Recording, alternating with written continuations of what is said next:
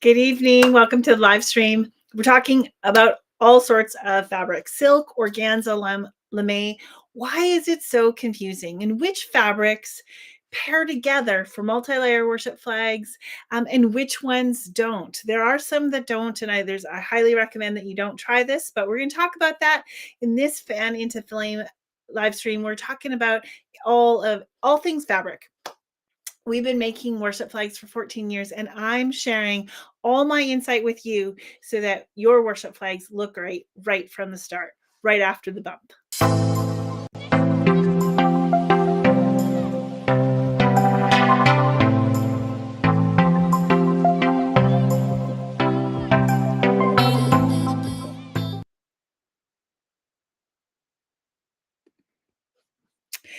Hi there, I'm Andrea York with Catch the Fire Worship Flags, and Fan Into Flame Livestream is your place to become the worshiper God is looking for. Inspired by John 4:23, we explore everything faith related about worship as to worship in spirit and in truth. What does that mean?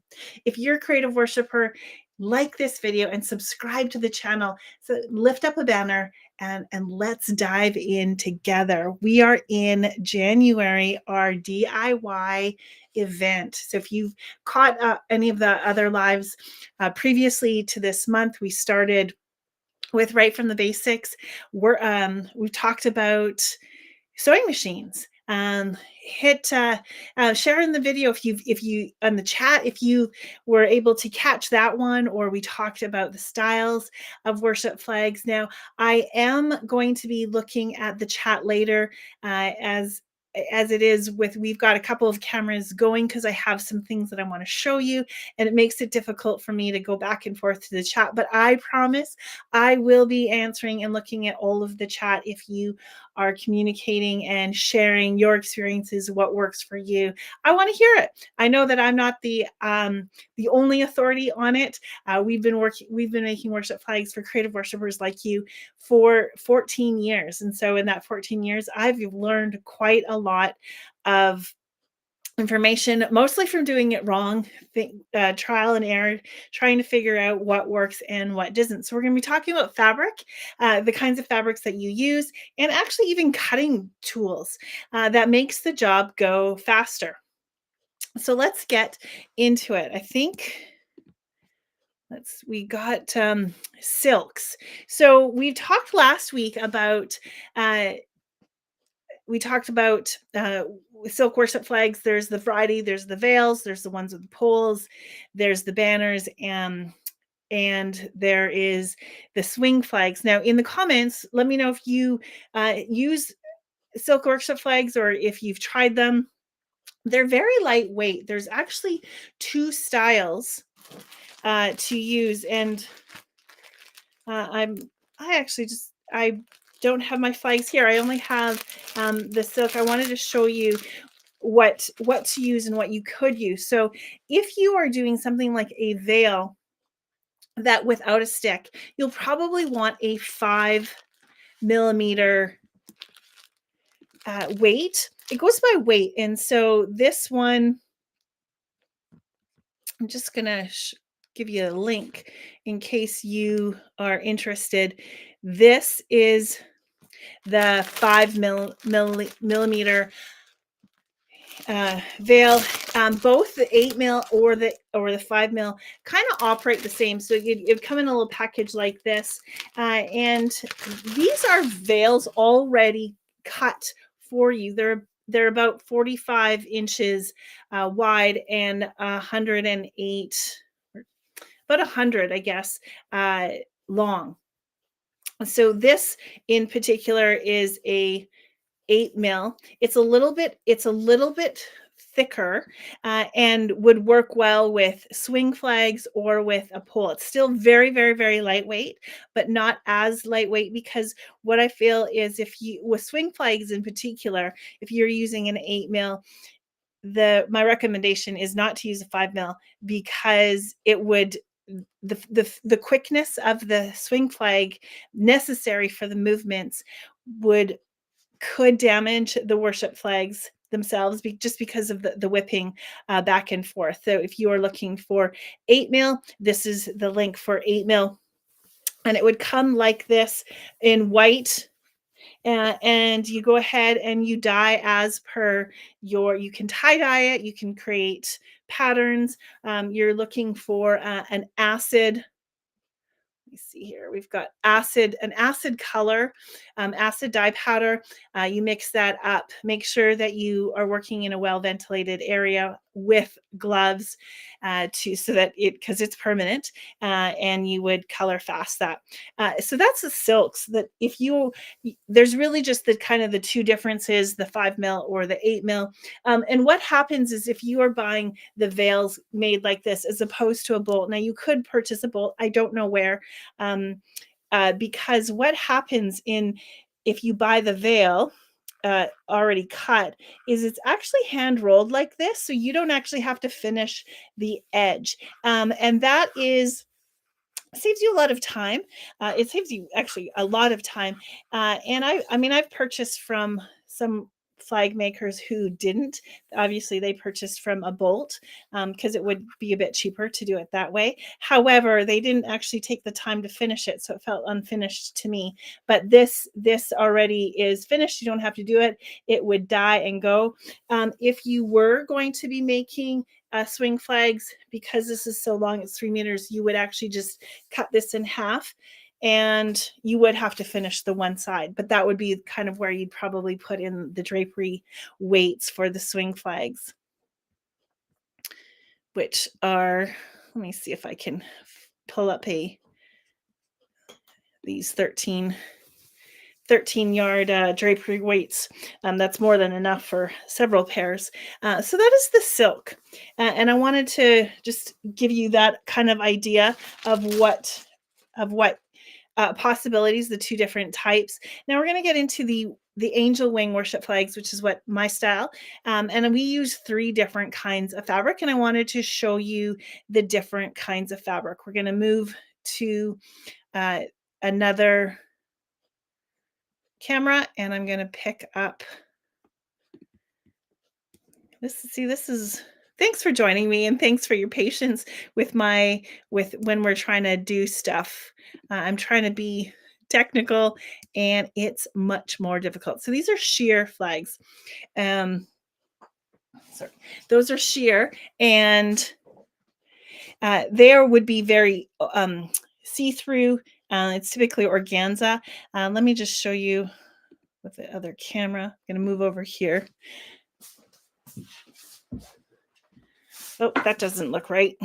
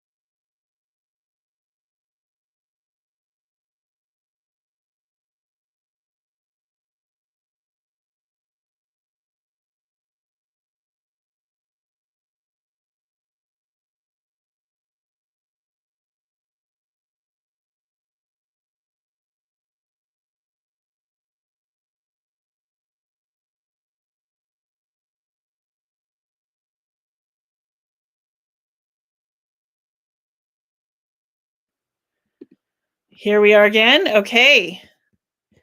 That is, now here we are.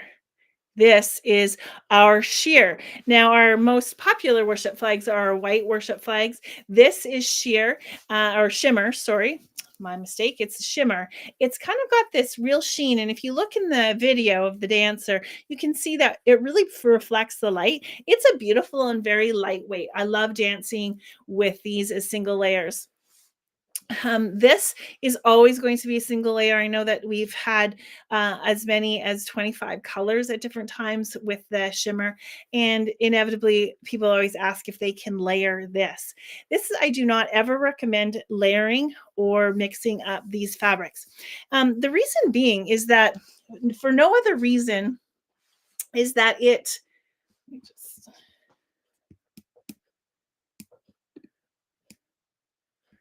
that does not what I wanted.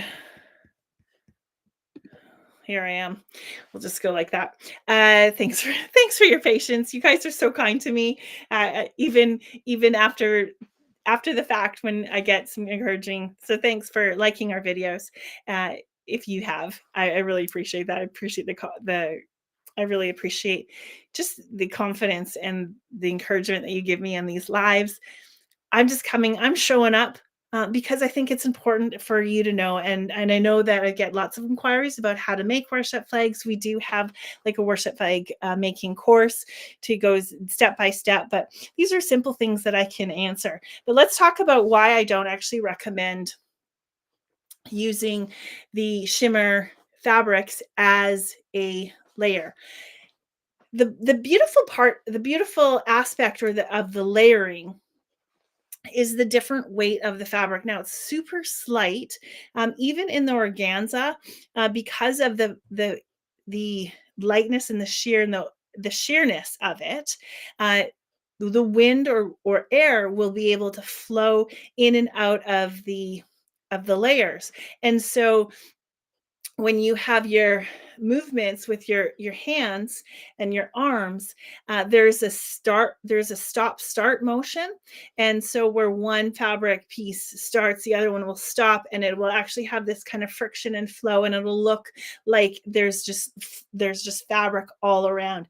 And the lame, or the metallic that we add into the middle of some of them, that gives it a different weight.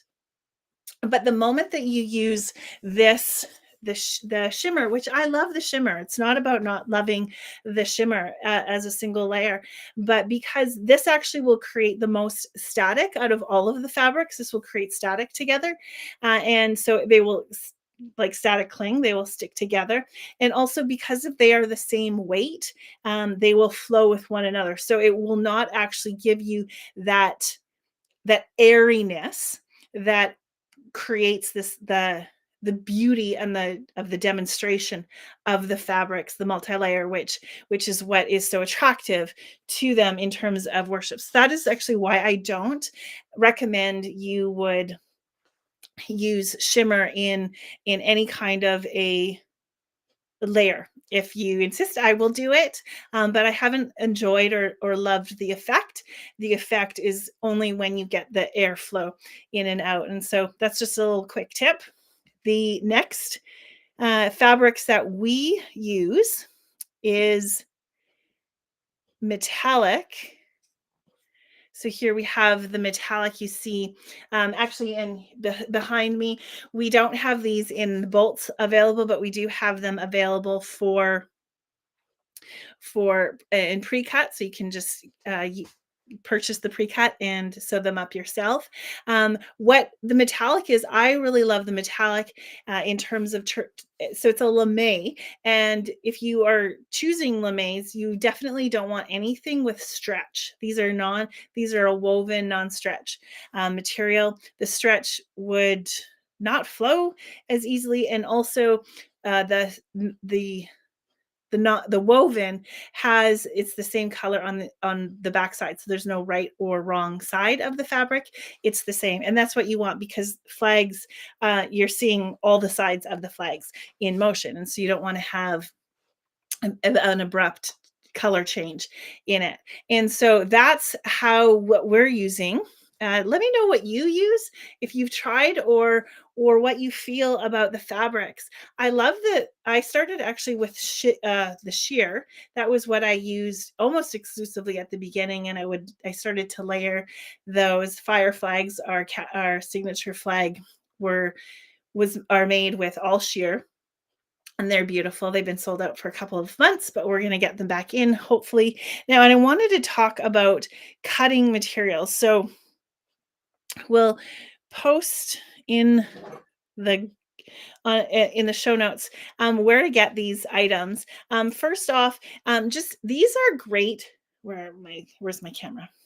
Let me just. Okay, here we go. These are ginger or Gingher. It's a German brand, Gingheher. I'll post a link to get them. I would say that these are the best. I do keep these sharp.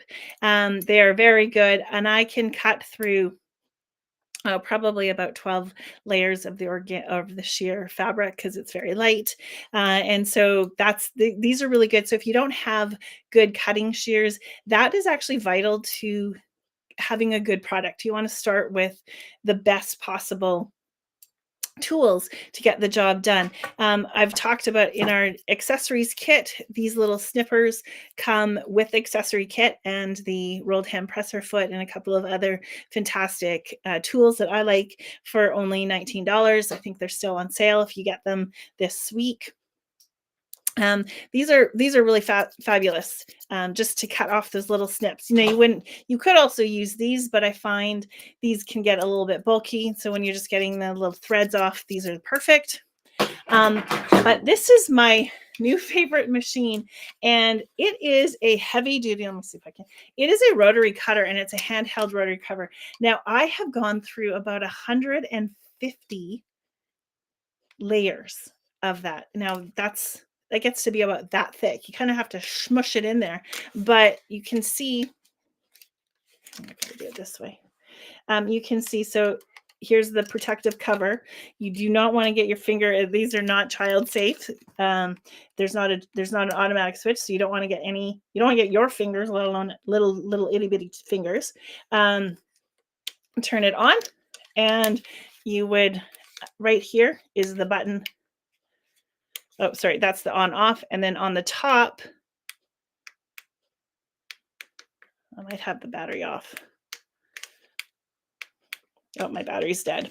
So it is actually rechargeable. See? So it comes with it. This is about $150. I have purchased this. This is one of the best purchases that I ever purchased. So if you're thinking this is really heavy duty, so if you're buying a lot or you're making a lot, you might want to invest in something like this. If not, then what you want is like a really good pair. And these are under $30. So these are awesome scissors and it'll cut through the organza, the shimmer, the lame, the silk, a rotary cutter too, just like a handheld rotary cutter. I've used those.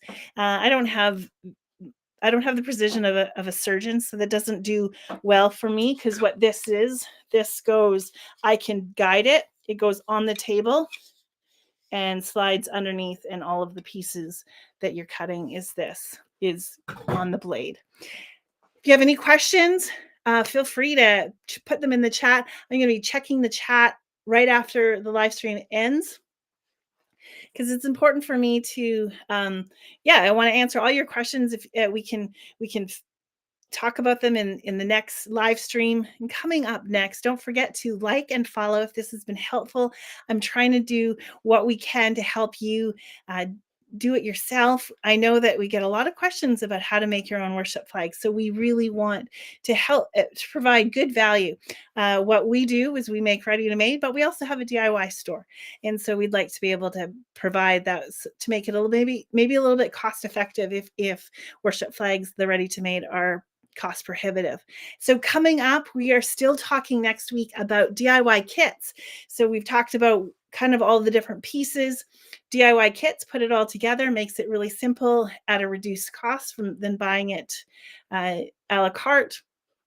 And we're going to be talking about common problems that come up when you're making worship flags and how to fix them and what to do about that. That's coming up this month. We're going to be continuing our Fan Into Flame live stream into the month of February, every Thursday at 4 o'clock, 7 o'clock Eastern. And we're going to be talking about color series. And we're going to be talking, I purchased some worship flags on Amazon, cheap Chinese worship flags. Do they hold up to the test of time? We're going to talk about that in a couple of weeks. So please join me. I look forward to seeing you in the next live stream. Thanks again for commenting, for being here, for participating, and just enjoying the videos. I love it. Have a great evening. We'll see you next week.